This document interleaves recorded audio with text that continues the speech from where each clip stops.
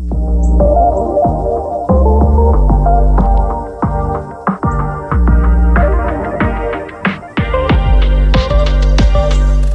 up, guys? Welcome back to another episode. I'm Adam at Wild Acres Farm. Let's start this episode out. We had a little bit of storm debris and trees fall with Hurricane Helene.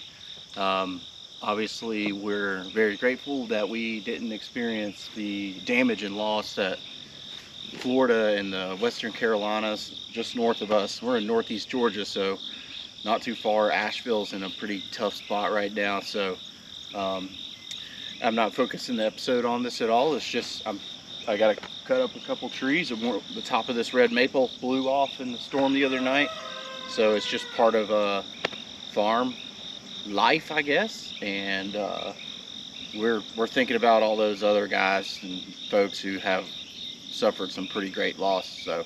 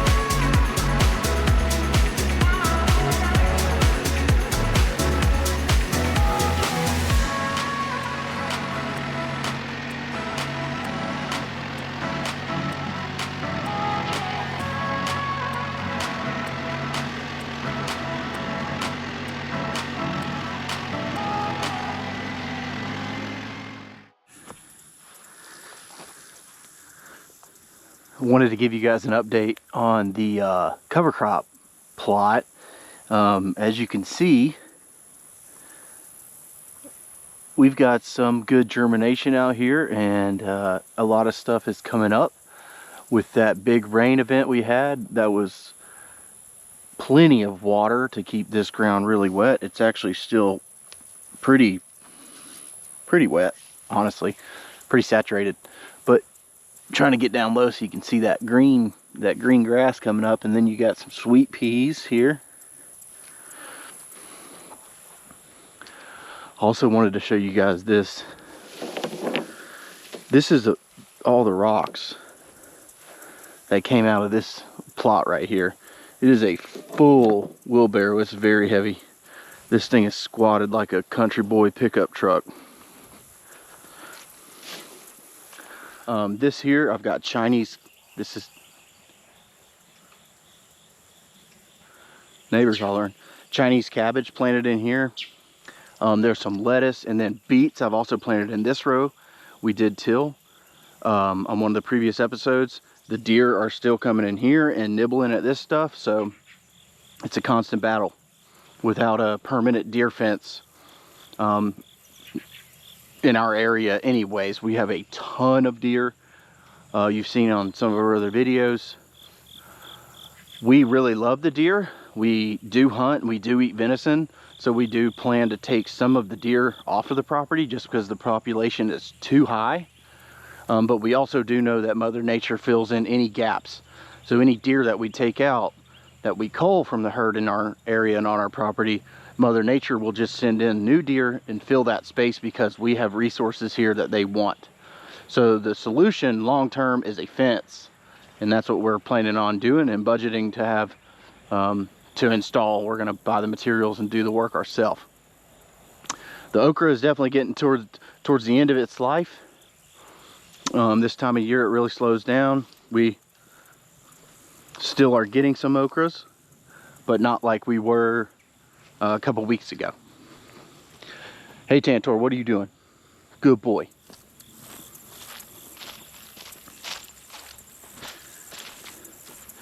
The garden is really kind of blown around and very overgrown. So these are Anaheim peppers. This is a nice big pepper. It's good for stuffing. I really like to saute these with onions for like fajitas or tacos or something like that. And they do have some heat on them. Not a crazy amount, but what I would say maybe a jalapeno, the heat level a jalapeno should really be. They are growing next to these Hungarian hot wax peppers, which these have some heat too. So we kind of think that maybe there's been a little bit of cross-pollination and these have picked up a little bit of heat from these Hungarian hot wax. But we'll try this one. Let's see how hot it is.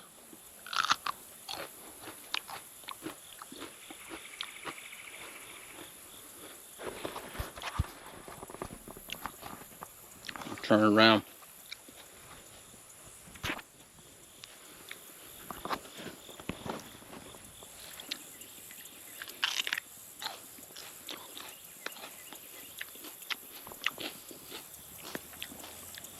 The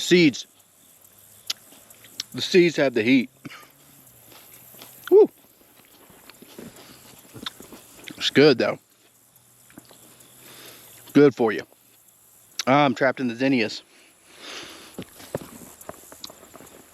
Sugar snap peas down here at the base. I put some more beet seeds in the ground there. So I wanted to give you all a little update on the cover crop plot.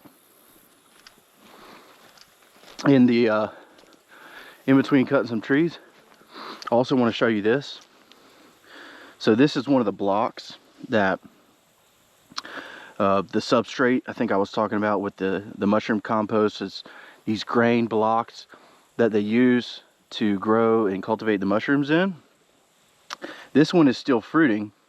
This looks like an oyster mushroom, which is crazy after the rain. Some of these blocks I just set out by some tree stumps are still fruiting.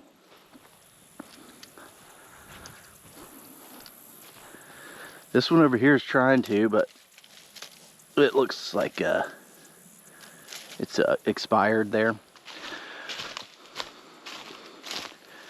This is something I'm very excited about. So these are some mushroom logs that I inoculated last year. And well, actually not even last year, it was really over the winter time, so not even a year ago. In this particular stack right here, I've inoculated with shiitake wood plugs. Basically drill a hole. I'll probably make a video on it. Honestly, you drill a hole, I think it's a 3/8 inch. I don't know, it's about a 1/4 inch hole. and you put a wood plug in there that's been inoculated with the spores of a particular mushroom. Usually takes about a year for the mushroom to take hold of the wood. So, you know, a mushroom grows by growing mycelium. You could essentially consider it like their root system. And a lot of mushrooms grow on rotting wood or decaying wood. That's their food source. So it takes a little while for the wood you've cut to start decaying, so that then the mycelium can start taking root of the wood. It takes about a year. Well, this is pretty awesome because we have one shiitake that has popped up on this stack. So that's really cool. We're going to keep our eye on this. This one here is a stack of logs that I did blue oyster mushrooms on. So we're also going to keep an eye on it. But that's the only shiitake I see. Here's an example of one of the plugs.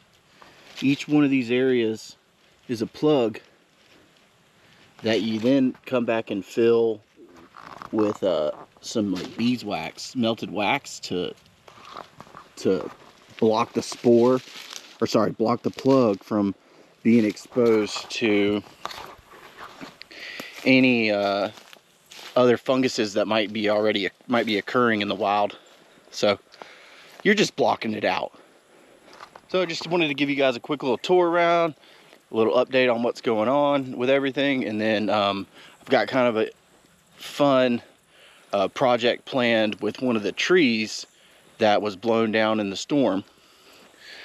Hannah has always wanted me to try to make one of those wooden reindeer that people put in their yards, you know, around like Christmas time, holidays. It's like made out of branches essentially.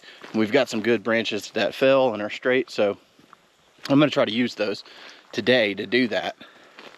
I know it's a little early for Christmas time stuff, but since the trees fell, I figured they'd probably be easiest to work with while they're green. So we're going to go cut up the other sawtooth oak that fell and get on that little project and see if we can make a reindeer out of a fallen tree. And then there's going to be 4 pieces coming down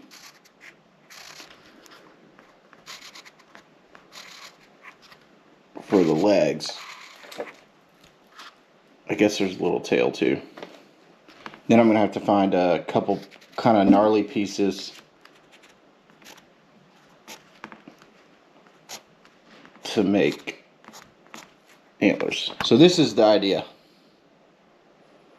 Wow, that is a good drawing.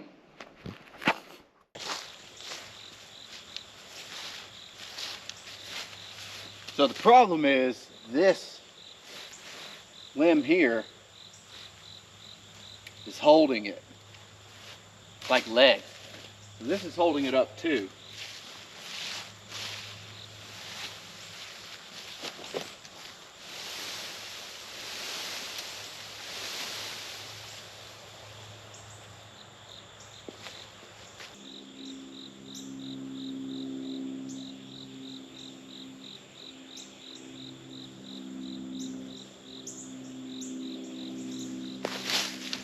I would just cut it, but I have no idea which way it's going to roll. I mean, it's got enough weight to it to be dangerous.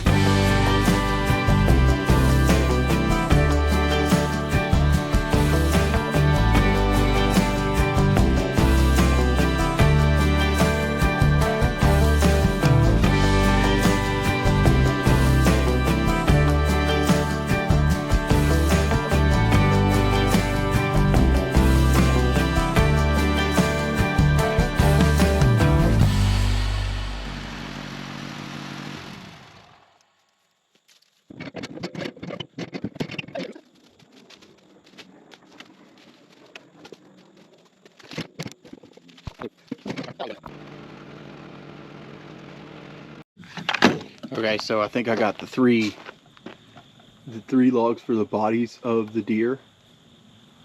So like daddy deer, mama deer, baby deer. And then I got some paddle bits, hopefully 1 inch. I'm probably gonna have to shave some pieces down and wedge them in the hole, but hopefully it's stable enough. Might have to waller it out and get it bigger. They didn't have a bigger than a 1 inch bit at Walmart, so let's see how we go.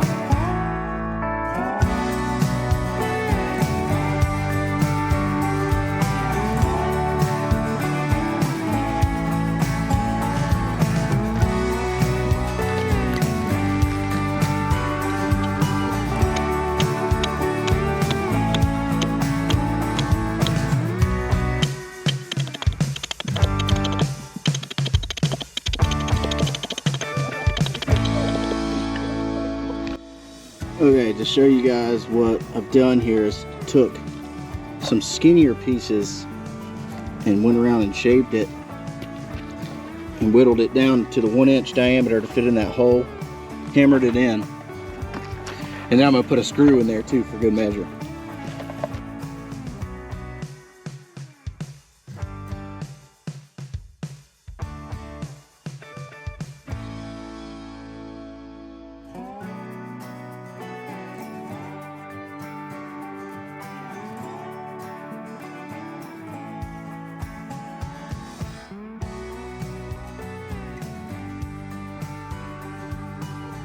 To your block first. Screw it to that first. Okay. That's the right end, right? Yeah. See, make sure the fat end's going in there. Yeah, that's yeah, good. okay. We got to take a little bit more off of that. You sure? Yep. Are you sure? Yep.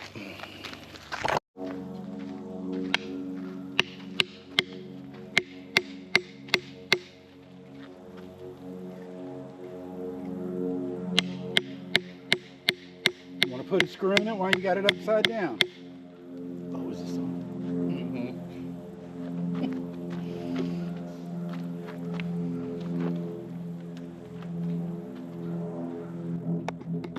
Beautiful. Now make sure you get some out. So, there we go. Beautiful. Turn. Here. Just right one.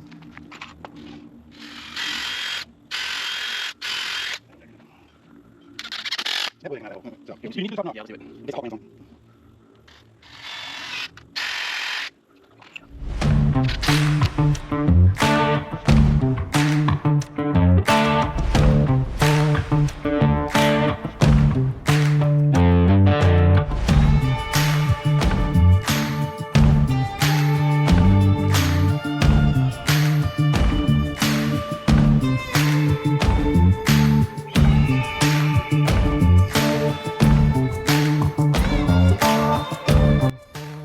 Alright, so my dad showed up. He actually was a big help getting this thing put together. But we found some pretty sweet antlers. It's kind of tall.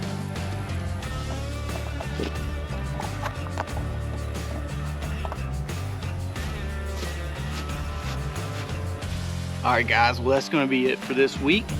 I got a couple more of these to make, so we'll catch y'all next time.